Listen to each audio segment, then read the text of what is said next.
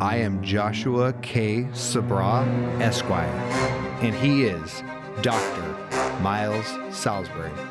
And you are listening to the Miles Ahead podcast, where we share tactics, techniques, and protocol to improve your physical, mental, and spiritual health while you walk the path of the warrior. Stay tuned.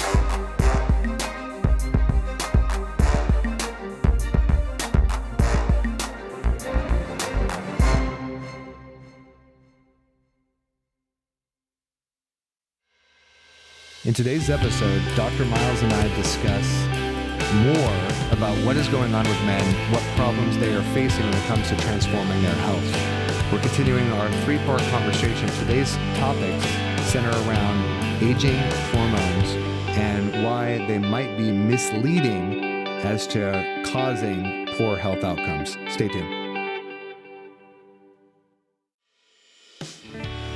And we're live. Back in black. We are wearing black, aren't we? Finally, we got the metal theme going. It's black, it's gray. It's time for a football update.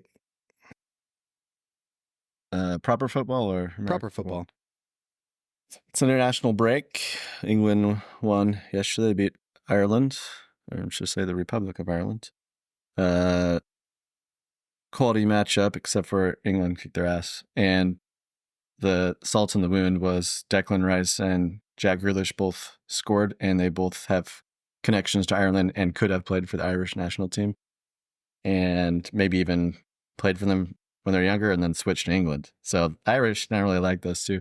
And Declan Rice scored the first goal and assisted Grealish in the second goal. So it was like a big FU to the Irish fans who were holding up banners saying the Snakes are back with pictures of their heads. And then those two motherfuckers scored. So it's like, careful what you ask for. So it was pretty cool if you're an England fan. If you're an Ireland fan, it sucked. It's like the worst thing ever. Premier League's back next week.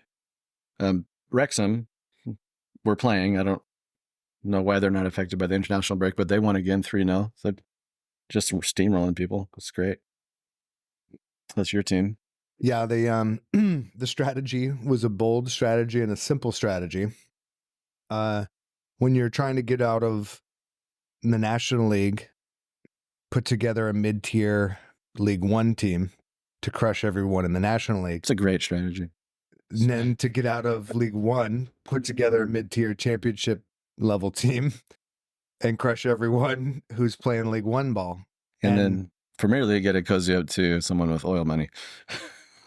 Well, what they're trying to do is he's trying to win on legacy, and the Patriots did that when they created a culture of, do you want to go to the Super Bowl with Tom Brady? Do you want to be a part of this team who is doing something that everybody's wanted to do for 30 years and couldn't do? So they're taking a Welsh team to the Premier League is the mission, right? There are already a few that have been there, but yeah. Right, and they're resurrecting this, the racetrack, and they're doing all this sort of legacy stuff. So it's like, and oh, by the way, I mean, there's just layers and layers of cultural value, not just for the Welsh people and for the English Football League, but also for the players, because they all want to start their own brand.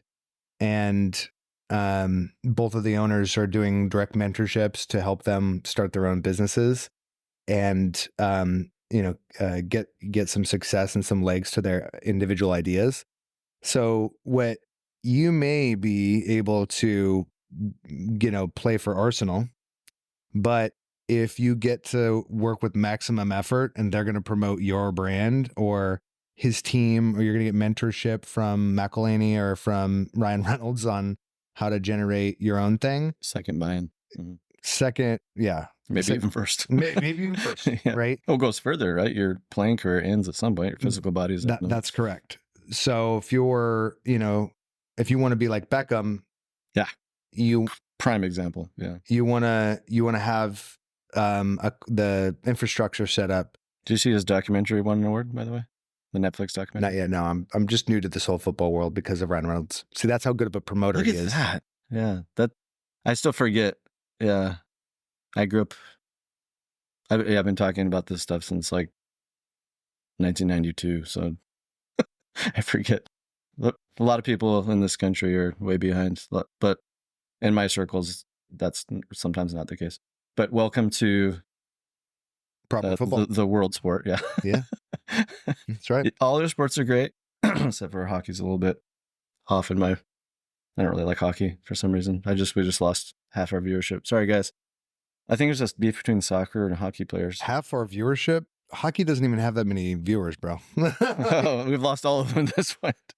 I know we have some Canadian listeners to this podcast, and some of them are my friends. And so, hey, I did cheer on the Oilers for the final, and they almost came back from 3-0, which has never happened in sports ever in a final. So credit to them. Yeah. There's like 3 U.S. teams that, compete in hockey. If you're... No idea. Yeah. You could tell me that night. If you're a Pittsburgh Penguins fan, if you're a, New York Rangers fan, if you were a LA Kings, I think those are the 3 teams. Las Vegas has a cool new one, right? The Knights or something like that. They have a cool logo. See, I'm talking like an idiot that's found hockey. I like the jerseys. Let's talk about something we care about. What do you listen to, Miles? Man, all over the place. Best way to do that. Let's just see what was up next on my shuffle. I've just been on a shuffle mode. Presidents of the United States. Lump. Remember that song? Yeah. Yep. Circa 1996, something like that. Great band. God, that was a good... I remember that came out. When did that come out? Like 98? 96? 5 or 6. Oof. Yeah. I remember I was in senior year of high school listening to that. So, wow. Yeah. Presidents of the United States of America were one of those funny, acerbic counterculture bands, like a much more tame version of the Bloodhound Gang. Those guys are hilarious. Oh, I love those guys. I Googled them like a few years ago. That gets so canceled these days. Oh yeah. Well, I feel like their entire album was either ironic or Andrew Dice Clay. It's like, what is going on? But they have on their website that if Trump ran for re-election, that they would go on another world tour. And it was unclear whether that was a threat or if they were endorsing Trump. But that's their thing, right? What's their angle? Yeah, you don't know. You don't. Like,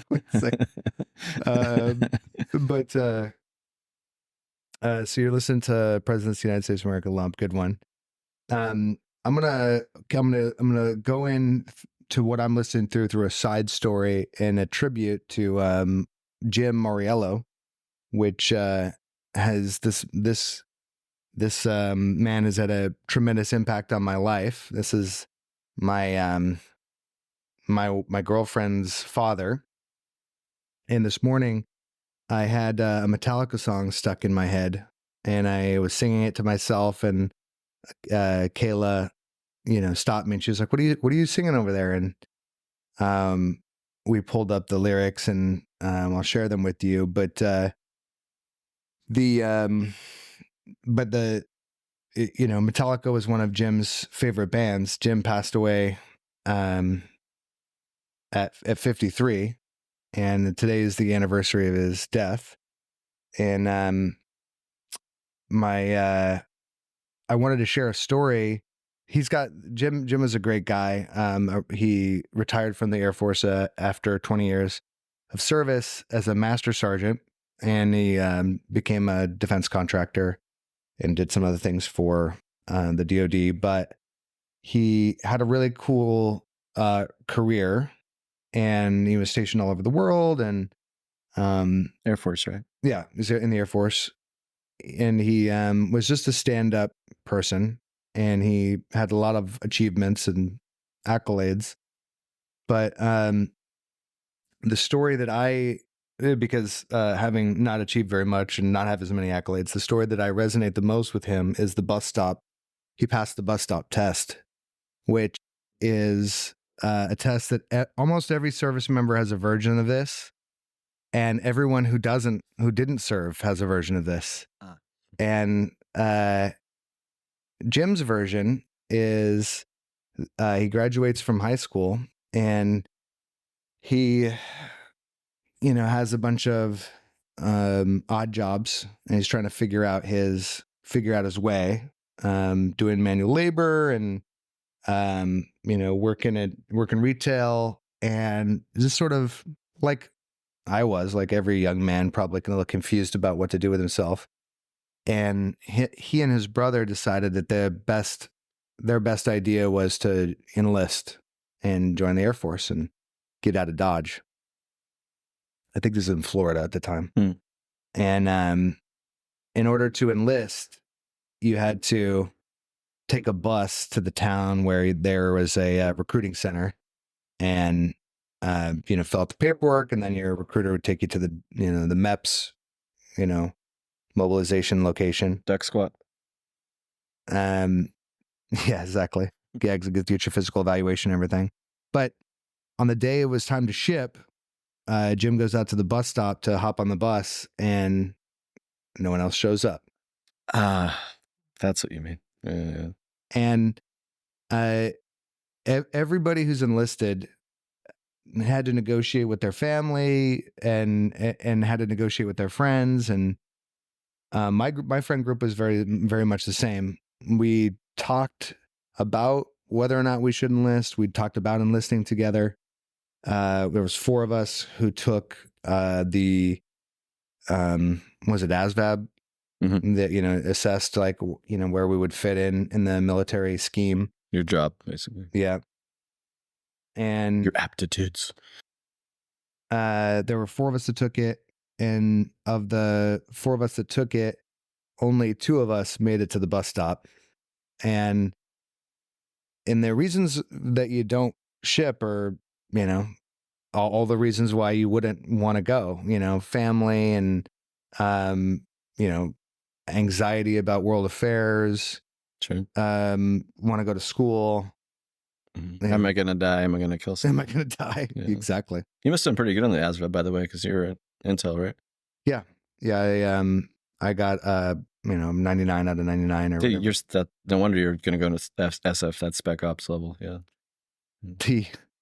They at the time they separated into 2 categories. There's category A and a category B. Category A can do any job. Category B can do 65 jobs, and those are usually the bigger needs of the Army. But the bus stop test is important in Jim's story, because he gets to the bus stop and his brother doesn't show up, and he could chase him down or get distracted, but he just knew enough to know that, like, all right, if you don't want to go, you don't have to go. He hops on the bus by himself and ships off to basic training, and then goes on to Panama, where he meets Kayla's mom. She's in the Air Force as well. Is this the Noriega times? I don't know what their job was down there, and I'm sure it was the Noriega times. But if he doesn't pass the bus stop test, then doesn't meet Pam, and there's no Kayla. Who is? Pam is Kayla's mom. Who's Kayla? That's my girlfriend. There you go. Yeah. Yep. So it's a special tribute. It's a very special tribute. But Jim's life is a testament to his character. Like, he is he was a family man. He was very protective of his family. He did a good job. He raised 2 amazing daughters. And I always tell my girlfriend that he raised the best man I know, because Kayla is so reliable and intentional and practical, and she's good at fixing things, and she's such a hard worker. But he was CPR certified. He saved someone's life in a restaurant one time. He was very much, he was an investigator for the Air Force military police apparatus, which is just like, he was a detective for the police. and he kept operational security, so his family never really knew what he was doing. Mm. And but he was just very humble, very practical, a big believer in his 2 kids and in his wife, and just endlessly and infinitely supportive. So there's so many stories that he has, that you could share about him that are indicative of his character, but the bus stop test is the one that every veteran has, because everybody is on the fence, and I was, and scared, and wanted my friends to be as enthusiastic as I was, but everybody's in a much different place, and that commitment, that commitment to see it through, even if you're going to go on your own, that's a great quality. And everybody who has enlisted, including you, has passed the bus stop test. And that is probably the scariest test in many ways, because even if you are in the Navy, and I'm just pulling a job out of the hat, right? And you're a radar technician, My rating. you don't imagine you don't imagine that you're going to be shipped to the front lines of Iraq as a radar technician, but you have no idea what you're getting into, and you can't possibly know what you're getting into when you're signing on the dotted line, or taking the oath of enlistment, or what's it called? What's it called when you join as an officer? Direct commission. When you're commissioned. Exactly. Thank you. Because you're an e-dog.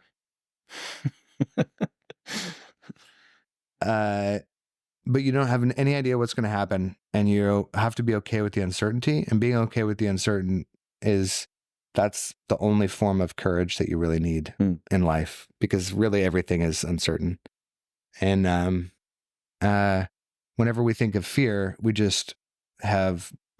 predefined certainty, and we've certified a bad outcome in that. But because of Jim, I get to have a really wonderful partner, and I just wanted to share that story about Jim's bus stop test. And my song for today is "Sad But True," which is a Metallica song. I was just listening to that the other day. How funny. And the lyrics are, I couldn't tell if he was singing about the shadow or if he's singing about a drug habit, but the song is about Could be related. taking actions, blaming someone or something else, but you having to pay the price for the consequences no matter what. Sounds like shadow and/or addiction. Yeah. And it's a great metal song. It's got a great death march to it. That whole album is top shelf. Yeah, they knew what they were doing. They're serious professionals. So Metallica for the win. And if you were a hater on Metallica, then well, you probably hate Coca-Cola and other commercially viable products as well. Today we're going to jump into part 2 of the 3-parter on what's the deal with men, why they have worse health outcomes, what inhibits them from being successful on the health front. And just to recap, part 1 was about masculinity and how we enculturate men to not prioritize themselves, and how testosterone creates a lack of empathy and self-awareness along with that. So there's a socialization and a chemical component to those habits and behaviors. If you want to go deeper on that, the last episode is a good episode to refresh you on those topics. Today I want to talk about aging and hormones. So we're sticking with the physics part of this, and talking about how as men age, what keeps them from being successful in their health and fitness outcomes. So physical health is kind of the center point, but we can talk about other pieces in this conversation as well. So we're going to the biological. Right. And whenever we talk about aging and hormones, a lot of people go right to like testosterone. Like, oh, well, the you have lower testosterone. It drops off slowly as you age, you know. And healthy range is lowest way 300 up to about what 1050, 1100. Healthy-ish for most guys. Yeah, 1100. Depending on your age. Yeah, 1100 would be a 18 lot. years old. Well, or by the person, right? There's 40-year-olds that have 1100 without juicing. Yeah, that's pretty rare. Huh? And we'll talk about those swings in that number and why they're so they're part of the picture. They're not the entire picture. Mm-hmm. But like, so let's talk about a low T person that I'm a big fan of, Alex Hormozy.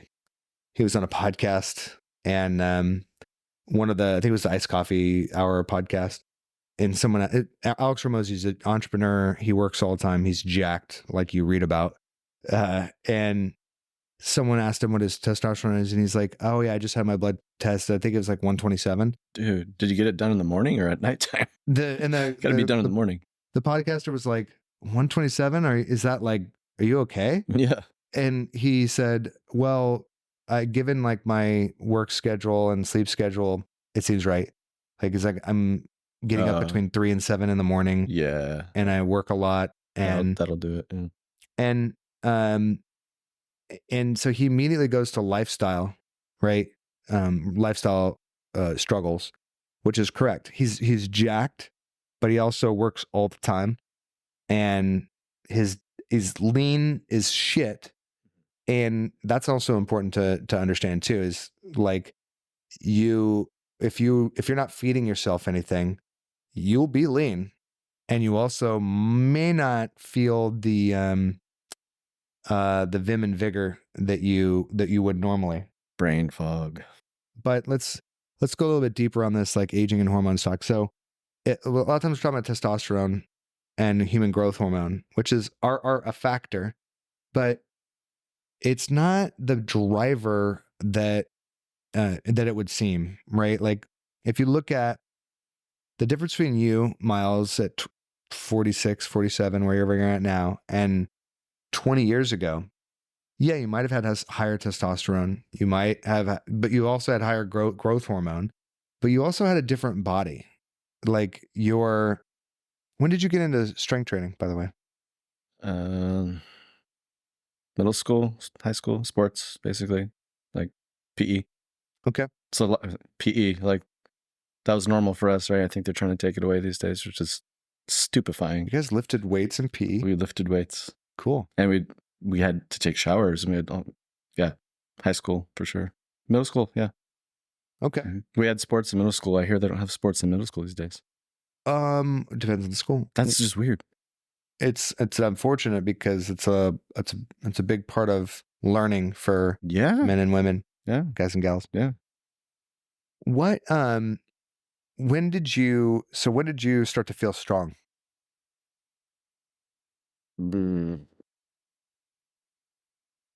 I'm seeing it through the lens of playing the sport I was playing. So soccer, basketball, and track those years. I probably saw the most in basketball, because that's what was putting most of my energy, and then soccer. Track I just kind of used to keep in shape for the two. But my ability to jump, cut, and sort of push through people, I guess it's the same for soccer. I saw that sophomore year of high school, maybe. Like, puberty is really starting to finally kick in. Freshman, I looked like a 7th grader, and then all of a sudden, I looked like a teenager. So, you're right, 16, 17. Mm-hmm. Yeah, just boom. Whoa, this is good. Well, most of the time when I talk to men, they're high school, early college, kind of similar to what you're saying, is when they felt the best. Oh, the best? Yeah. Yeah, it kept going. Yeah, that was when I first noticed I could be strong. Yeah. Yeah, and the one of the things that is important to know, whether you were in good shape or not when you were young, and I'll have a few different examples, but let's talk about the collegiate athlete. If you're a blue chip linebacker, I'm thinking of a friend of mine right now who was played for Oregon, and could have gone in the NFL. When he got into, real estate, and he started to become a professional, for 10 years, he started to realize that he, was getting out of shape, and he went back. He went back to the gym to try and get on top of it again, and then hurt himself several times. And he's like, oh man, I'm not young anymore. Well, he's untrained because he got off this, he got out of the saddle for, a few years. Yeah, that'll do And it. at the college level, in terms of like being in the NCAA, he had been on like a 12-year strength training routine, right? Like he didn't walk onto the field at 18 and like figure out how to do this. He had been on a run, right? And so people, I think, forget how much work it took to get the progress that they had originally when they were young, because they were young. It was a part of their life and they didn't have to think about it. Correct. And they have to, build their own ladder now. Yes. It was built in. So a lot of times when people are talking about aging, they're talking about other parts of their lives that were structured for them that don't have to be, or that they have to create for themselves now. Yeah, it all got blown up. Right. And then number two, the other piece of aging is that when you're a beginner and you're learning how to do weightlifting, you're getting stronger every week just because you're learning how to lift. So, when I learned how to do a back squat, I started with like 95 pounds. And by the end of my first year, I was doing 315 for a set of 5, right? It's good. That's great. And I had it in my mind that like, oh, if you're squatting, you should just be getting stronger every week. Not when you're a beginner, of course, but when you're an intermediate, it takes weeks to see a market improvement. If your form is good and if you're doing everything right. Is a beginner, is that the newbie gains that we talk about? Yeah. Yeah. So the definition of a beginner is just that you can see progress quickly. Mm-hmm. And the definition of intermediate is you can only see progress if you're on a proper program at proper intervals or at certain intervals. And it's not everything everywhere all at once. So if you're trying to build leg strength, you kind of have to be focused on that. If you're trying to build upper body strength, trying to build size, you have to have a point to your program. And advanced is fine tune. You will actually move backwards if you're not on a program. Because you get hurt? Or you want to recover? Or? No, just like to stay at an advanced level. So if you can squat twice your body weight for a set of 5. Oh, you mean you have to do less for more? You will, if you are an advanced lifter, it's easy to lose that level of performance if you are not focused on it. That's so if you stop doing overhead squats or pull-ups or whatever, it will go down. If you can do 20 pull-ups or 40 pull-ups or whatever, awesome. But it will go down if you stop doing pull-up. Yeah. So to be in an intermediate or advanced, and these are all gray areas, right? Gesundheit.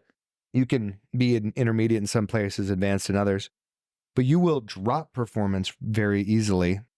Or not very easily, but you'll drop performance or you won't improve performance unless you have a structure to what you're doing. And I think when people treat themselves as beginners, they think that, oh, I'll just keep adding weight to the bar every week. And because I'm going to do the 5x5 or some strong lifts program. And it's not bad information, but what will happen is your body will create compensations and injuries so that you can do that. So you can keep adding to your bench, but you're going to start to get shoulder restriction. You're going to start to develop, injuries. Instead of, like we did today, define another method of intensification, time under tension. So keep the weight on the bar the same, add a pause to every rep, right? Now we've doubled the time under tension. The weight's the same. And it feels like twice as much. It feels, impossible to do the kind of weight that you were, doing before. But if you do that for a full cycle or two, you'll see some massive gains. So, part of this aging conversation is treating yourself like you're 20, but also like you're a beginner, like you're not trained anymore. Or like you're untrained, when in fact you are, in certain areas, you might be a beginner, in certain areas, you might be intermediate, in certain areas, you might be advanced. So I was, we'll talk about this a little bit, but I was very advanced in some places in my training because I'd been a power lifter and a powerlifting coach for, 5 or 6 years. But my diet, I was actually a beginner intermediate. Like I hadn't really had a structured diet plan for a long period of time. And I had to kind of take 2 steps back and address the nutrition part and let that mess with my performance a little bit so that I could clean that up and get that right, and then come back to the training as with an intermediate level diet. And now I can focus again on a new area, but I'm leaner, I recover better, I sleep better. Now I've removed some of the constraints and the obstacles that I used to have. Now I can bring those resources to bear on my fitness goals in the future. And this is that 3D, 4D chess versus checkers conversation that you have to have if you're trying to get results. Like if you want to be in great shape when you're 40 and 50, then you have to pull all the levers. You can't just try harder. Right. Yeah. Work harder. Get 6 workouts a week, 7 workouts a week. Okay, cool. It's better than nothing, but it might get hurt. I mean, unless you are very sophisticated at your training protocol and you can do that. I like to work out every day, but that's not the end all be all. That's not the working harder. The military analogy is fighting a war of attrition. Yeah. If you're fighting a war of attrition, think Revolutionary War. You're acknowledging you don't actually have a strategy to win. Let's line up and get closer. And... Hopefully you run out of ammo before I do. Exactly. No, yeah, exactly. That's the hope. And my bayonet doesn't fall off. But instead we have to put it, the way that you win a war is you put the enemy in a place where they can't possibly win. So you win a war of position, of logistics, and of tactics, and you put them in a position where they couldn't possibly inflict damage on you. And in fitness, you want to put yourself in a place where you're getting the most results out of the fewest inputs. So you want to have a long lever to your action so that you can make a decision and it affects many things versus try harder. Which is super counterintuitive if you're not familiar with this space. That's right. Yeah, exactly. Try harder is lift heavier weights. Yeah. Do more reps. Yeah. Well, that's like bro science from even 10, 15 years ago. We heard that all the time. Yeah. And it's also fitness memes are out of control with like hard work. I gotta time out. We were going to take a pee break. All right, we're back. Sorry, I guess I didn't need to announce that we need to take a pee. Josh just gave me a side glance. I could just push pause and nobody would know, but it's more fun if everyone knows your business. When the videographer comes in and we started doing these with the big boys, we're going to, I guess they can cut that out too. We can just cut out audio, yeah. Such a dumbass. That's why I need someone to do this for me. Anyways, we're back. What the hell were we talking about? Aging and hormones. All right. Well, this reminds me of another conversation I need to have with you after this is over, but... Yeah, add it to the list. So, number one is people forget how much work it took to get into the shape that they used to be when they were young. And if you're like me, I wasn't even in that good of shape when I was young. I was in the Army and I was light because they fed us shit food and we ran all the time. But I wasn't in great shape. I'm objectively faster, and I'm 30 pounds heavier, and I'm just as fast as I was when I was 155 or 165. Now I'm 193, and I can run a faster 2 mile than I could when I was 20. And that has nothing to do with the level of effort that I was putting in at 20. It has everything to do with the nutrition, the sleep, the other things. Stuff you could get away with. I remember that too. Actually, when I felt the most in shape was when I fell into becoming a modern dancer. We were rehearsing a ton, and I was doing strength training too, so it was like a good combo. But I was eating like fucking Taco Bell and shit, and I could just get away with it. I could never do that now. No freaking way. And I was drinking like full-on lattes before rehearsal, and like I'm allergic to dairy, and like didn't know it. I was wondering why I was so tired. Like the first hour of rehearsals, because that's why. But yeah, all that testosterone and your body just burns through all the bullshit. and then you hit 30 and it's like, ooh, can't do that as much. Yeah. Or Well, 40. so the calories thing is interesting. Growth hormone is where that's at, right? Like you can tolerate more calories when you have more.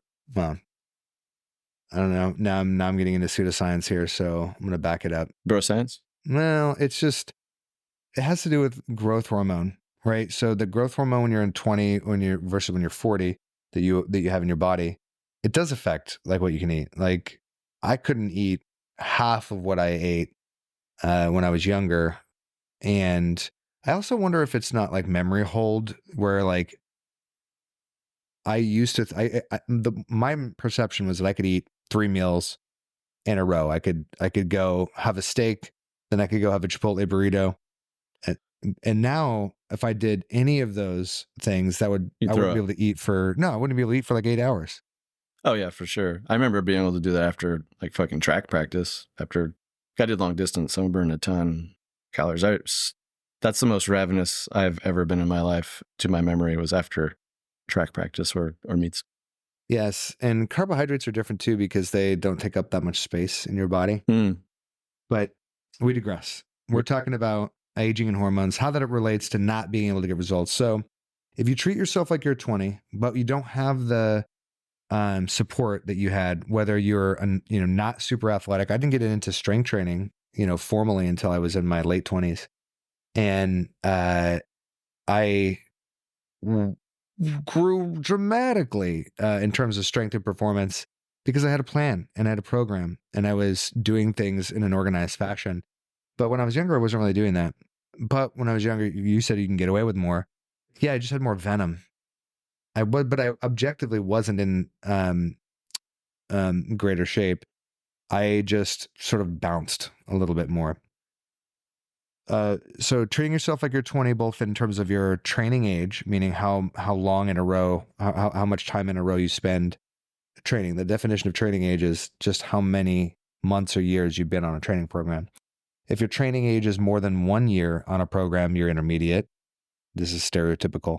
I mean, I'm using a kind of an old definition. Training age of intermediate, advanced, elite, novice. A novice lifter is someone that's their first 3 months on a program. So treating yourself like you're a novice when you're not, trying to lift heavier, ego lifting is what this falls into play. Working harder, trying to outwork a bad plan. All of those things, not only do they not create results, they create injuries and pain. You don't get the results that you want. When you combine that with that lack of self-awareness, what you have is that from our last episode, you have people doing things that they think used to work and oftentimes did work. Like your training program when you're just starting lifting is a fine novice program, and that's fine, but you're not a novice anymore. And then you try to turn it up and just go heavier, and then you just get hurt. Also, if you were, did keto or you did some sort of diet that you were really successful on, and you got, leaner, you got, stronger, your body's adapted to that now. So there's a lot of this expectation. And I just went through this because I, have told everybody that will ever listen to me that I'm on a diet. But I had been doing, quote unquote, everything I could to lose the weight and it wasn't coming off. But really what I was doing was just doing what I used to do.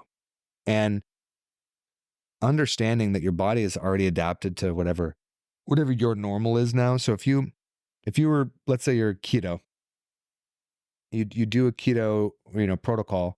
What that really means is that's low to no carb, depending on how thoroughly you're doing keto. Yeah, you're ketogenic completely, or you're generating ketones, and because ketosis. You're in ketosis.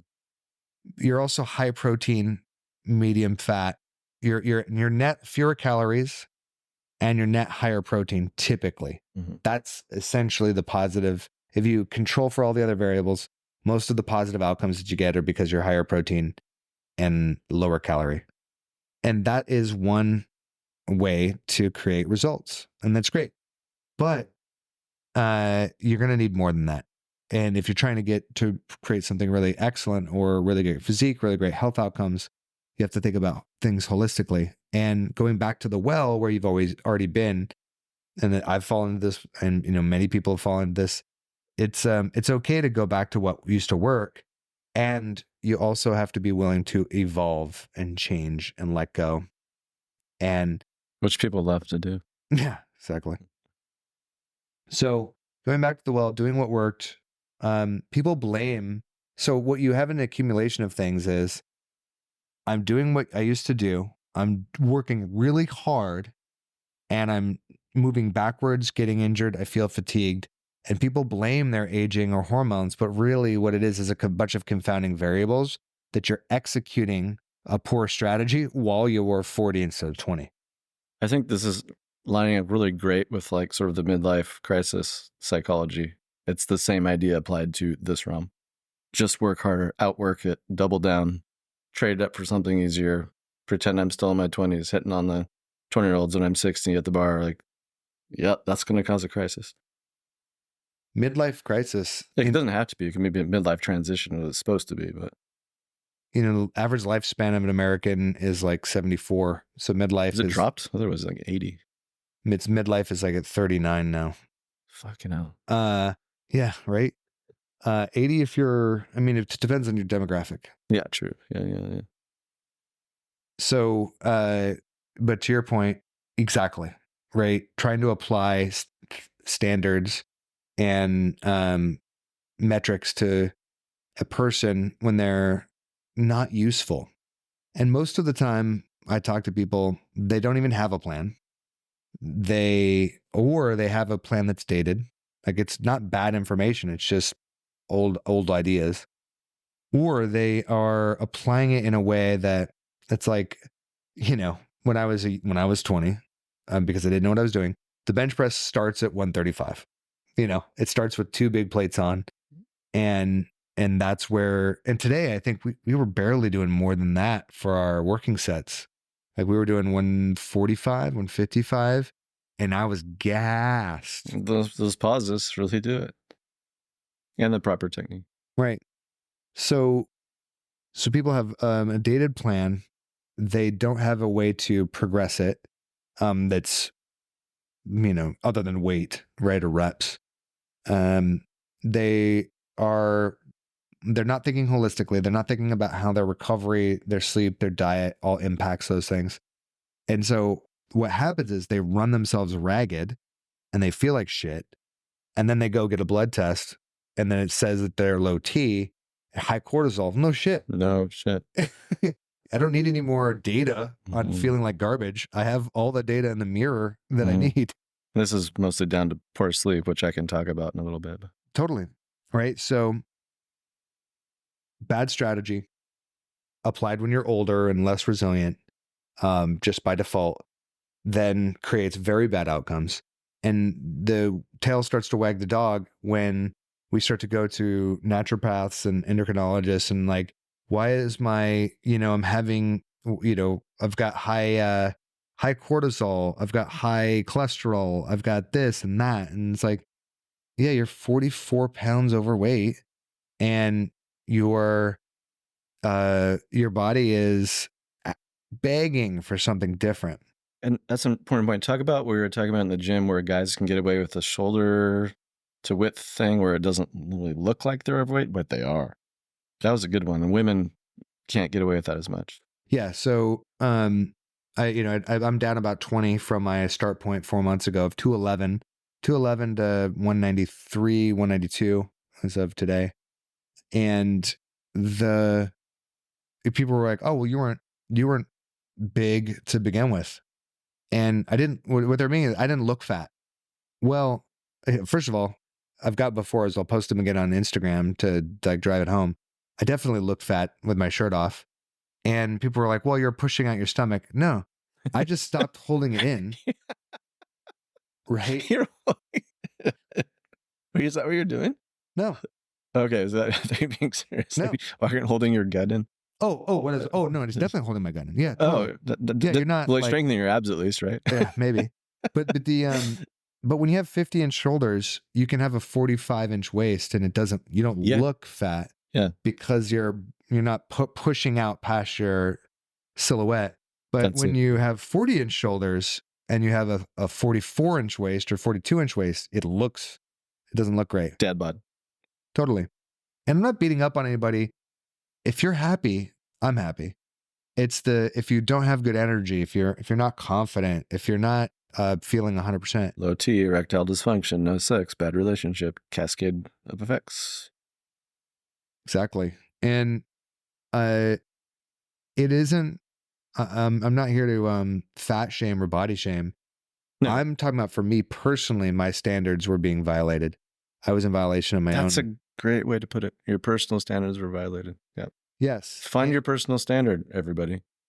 And it's very easy to apply ego to that too, because it's very easy to say it's never enough if you are looking in the mirror and you're not happy. Mm. Some people have never been happy when they looked in the mirror. Body dysmorphia or whatever. Yeah. And I wouldn't say that applies to me. I've been happy at times, and also there's been times where I've been hard on myself unnecessarily. Mm-hmm. And I always go back to the fact that you will get the best results if you have the most compassion for yourself. So my fitness journey on this transformation that I'm finishing, or sort of finishing one chapter on now, began a year ago when I saw myself pictures of me at my own birthday. I think many people have had this experience. See pictures of yourself and go, whoa, what happened to me? Mm-hmm. And I wasn't mad. I wasn't angry. Right. I wasn't disappointed or ashamed. No body dysphoria. Nope. I just saw a tubby, happy camper drinking beer. A tubby, happy camper. And I saw myself and I was laughed. And I was like, I know exactly how this happened. You're in a good relationship. You're in a great place in your life, having fun, kicking back, and I wasn't actually sharpening the edges on any of my health and fitness stuff for myself. Mm-hmm. So my standards have been violated, and I wasn't mad. I just said, okay, it starts today. That's good. You took the shame out of it. Yeah, we don't need that. No. And I gave myself a year. I said, literally, because I mean, it's my work. I've been in the health and fitness industry for more than 20 years. And I know that you could transform yourself in 3 months. But realistically, that's holding your breath. I was like, I just need to start living differently. Mm-hmm. And so that's when I got into conditioning. That's when I got into nutrition. And I said, I'm going to take this slow. And I started to set the other pieces of my life up so that it wasn't an uphill battle. And it started getting very serious in the last 4 months, because I'd done some of the long-term stuff, working on my sleep, working on, doing cardio. But my weight wasn't moving, so I had to get serious about diet manipulation, and then it did. So there you go. So share all that to say that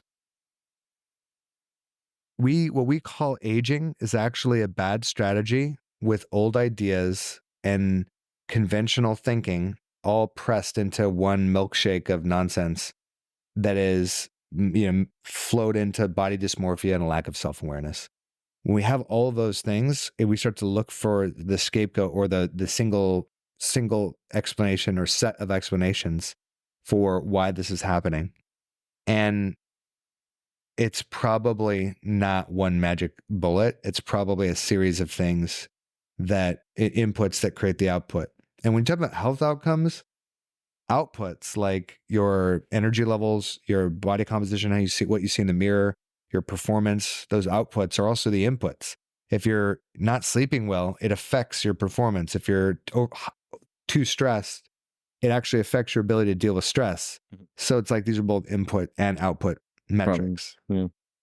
Thoughts on the aging conversation, Miles, and anything you would add to that? Well, the first thing was just the quote unquote midlife crisis, which is meant to be a transition. You're meant to listen to what wants to come through you into the world as sort of your calling, what calls to you. And it's sort of transcending the ego's desires, what does the psyche want for you, speaking in Jungian terms. And it'll push you to do things. And if the ego takes over, it becomes a crisis. And sometimes the psyche will push you to live, and the ego will take that and go, cool, let's get a motorcycle and drive real fast. You'll feel alive, but that could be kind of dangerous. Or let's, get the trophy off, whatever the classic thing is. That definitely hits and applies to this area of health and fitness for sure. Doing things like you've always done it without changing things, or not doing anything, or working twice as hard with bro science. Do you have a thought? Yeah, go for it. You said something really powerful. When the ego gets involved, it becomes a crisis. Yes, when it does not, it's a midlife transition. Tell me about this, because I've been feeling this thing go away for me, and it feels like I've been living life as an emergency for 40 years. The trauma. Yeah. And that emergency has died. Mm-hmm. And the sense of it never being enough, mm-hmm. anything is not, I can never work hard enough. I can never achieve enough. Mm-hmm. I can never, if I do this, it will not be enough. Mm-hmm. That is ebbing away. Mm-hmm. Tell me about the ego in crisis. Yeah. And that's tribute to your personal work and your own therapy and the EMDR that you've been doing on top of it. You've been releasing trauma, and given your childhood and your responses to that what you just said was basically about how you felt all the time growing up. There's always a crisis. Nothing's good enough. I always have to fix things. What do I have to wake up to and stress about today and solve every day on a 12-hour basis? And some of that's been let down. So if we talk about internal family systems and parts work, my guess, and I don't know if Dr. Schwartz would agree with this, is these parts spring from our egos. Ego is a self-constructed thing we use as a referential vehicle for me versus you, me versus a stop sign. In Buddhism, in ultimate reality, in absolute sense, that doesn't really exist. But we need it to function as humans. Otherwise, we'd be psychotic. I'd walk down the street naked and say, there's no such thing as me and you, or whatever. We need that. But when the ego takes over and becomes the master, quote unquote, then we're host, right? We want it to serve us, not the other way around. But it's really easy for the ego to become the master. And I think when we have trauma and wounded parts, they spring from the ego, and we stop seeing the forest for the trees, right? It's just up close and personal wounds, and they start taking over and running the show. When we start to do the work and the healing, they kind of relax. I mean, we have healthy parts of our ego that are functioning just fine. They wouldn't even notice because they're not wounded. So then we can start to see the trees that are in the forest, whatever the metaphor goes. Like we zoom out instead of being right up close to where we can't see anything. So that relief you're feeling is probably that going away finally, or lessening, where if you hadn't have experienced that childhood trauma, would be your natural state. A kid doesn't need to wake up one day and feel like they need to solve a crisis every 24 hours. That's not really supposed to happen, but it does. When you said zoom out, I've been able to zoom out very little on my own life until very recently. And it's something I value a lot. Jocko calls it detach, right? Zooming all the way out. Detach, look around, make a call. But when you're terrified and you feel like to zoom out all the way out would be to lose control of whatever you're trying to hold on to. Then you get target fixation. If you go back to the analogy. Well, it's even more. Target fixation is one thing. It's even more insidious than that. It's Peter Tia talks about it in the end of his book. Such a good book. Outlive. Yep. Chapter 17, the emotional health part of his book, where he's trying to share his experiences. You're supposed to share your, why you're here, what your traumatic experiences were, and it is therapy. Yes, he's in a center. The bridge to recovery was. This is the first one. This is first before one. his big breakthrough. Yeah. So he's trying to articulate his childhood, and he does very, very logically disassociated. Yeah, dissociated. Yeah, and he's just narrating about why it was a good thing, right? Which is what guys do. So protective. Absolutely. And some women as well. Totally. Yeah, it's easy. I mean, like, it's an adaptive mechanism, right? Absolutely. Yeah. but he can't bring himself to acknowledge the injustice that he had to endure as a kid. Mhm. And I think that he doesn't, Peter T is a very cerebral guy. At his best, he's not articulating it well because it's difficult to articulate any of your own stuff. For sure. But what we can take away is that for him to zoom all the way out and acknowledge what was going on was a level of vulnerability, emotional Openness. vulnerability that it was difficult for him to have. But the importance of the ego being involved in your own health journey is because when it's you and your stuff and you have to zoom out and see the big picture and let go, it's going to become really obvious what you've become identified with, what you've become obsessed over, what you feel will deliver you, what will make you good enough, Mm-hmm. what will make it right, make you right. And these are the usually solving your health problems are in conflict with what your ego wants Oh, yeah. because there's something about I have to now listen to a trainer and take in new advice versus I'm going to do what I always wanted to do. I'll give you a much simpler version. I have to leave something left in reserve. I have to have energy left over after this workout when going as hard as I can for as long as I can has been the way that I survived. Bingo. Yeah. So putting the bench back when you could do another rep, it almost counterintuitive. feels like a betrayal. Yeah. Or weak. Ego hates that one. Yeah. I'm emasculated. Whatever the belief is. That's right. So thank you for saying that when the ego gets involved, it's a crisis because when it gets over indexed. Well, you would become identified with this set. We identified with the ego. Yeah. Yep. It's the servant's not the master.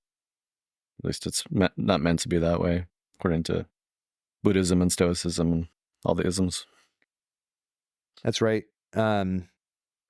This conversation could go on forever because it's so indicative of so many things. Mm-hmm.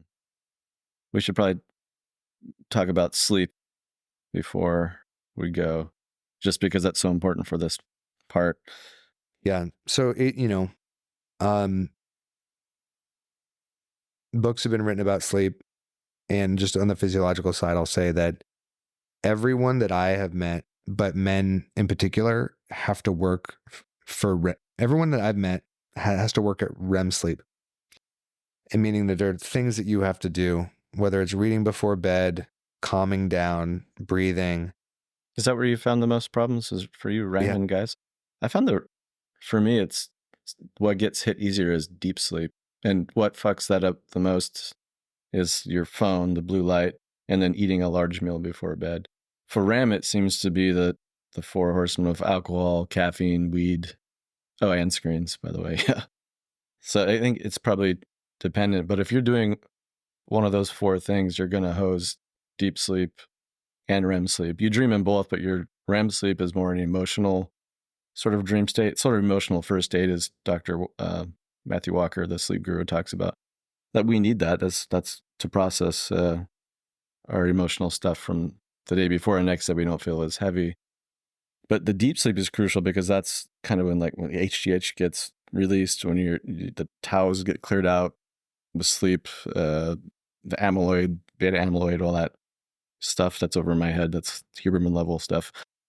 That's where the action happens. And I think I remember him saying, even if you mess with your circadian rhythms and even if you get 8 hours, but you've gone to bed 2 hours or more later, your brain prioritizes the REM sleep and doesn't release as much HGH, if any. You kind of miss it, even though you've slept 8 hours. It's we've got to get the REM sleep. That's more important.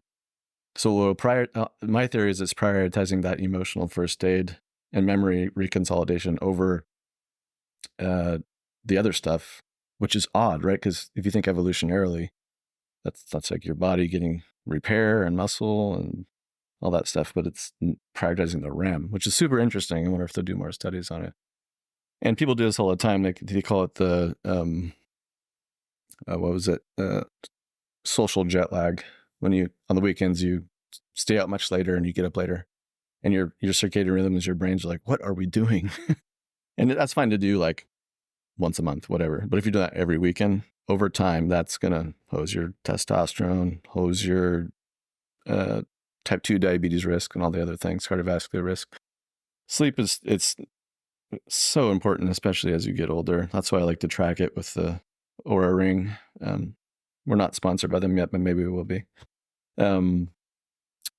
Super important. If you actually want to have hypertrophy and repair, you got to get, especially the first half of the night, that sleep, that deep sleep is super crucial. And so many people are on their phones before bed. Read a paper book. I'm so militant about this. I have a red light bulb. I don't even use like the regular light bulbs because it has like a wider spectrum and your eyes don't think it's daylight. If everyone's wondering what the science on light is in your eyes, your brain thinks it's actual sun. So melatonin secretion does not happen and you don't get sleepy. Don't look at your phone before bed, or turn it way the hell down if you can, or get the red light for the red lens glasses, whatever you got to do, because it's going to think that it's daylight and it's going to fragment your sleep. 5 minutes, probably no problem. An hour, yeah, you're going to have a big disruption in your sleep. Caffeine, remember, it has a 12-hour quarter life. So the last sip you've had, like right now it's 12:30. At 12:30 tonight, since I just had a little bit of caffeine, I'll have 25% of that caffeine still in my system. So my sleep is going to be a little bit fragmented tonight. Not good. Alcohol is the hardest one. That just pretty much destroys your sleep on all levels. Weed does too, but a little bit less so. But yeah, this is a long way of saying what does Dr. Walker say? QQRT, quality, quantity, repetition, and timing. So quality of sleep is like what we've been talking about. Quantity is like, it's 7-8 hours. Repetition, go up and down as much as you can. And then the time, keep it the same, the timing of your sleep and getting up. Just remember QQRT, or Google Dr. Walker QQRT and it'll pop up.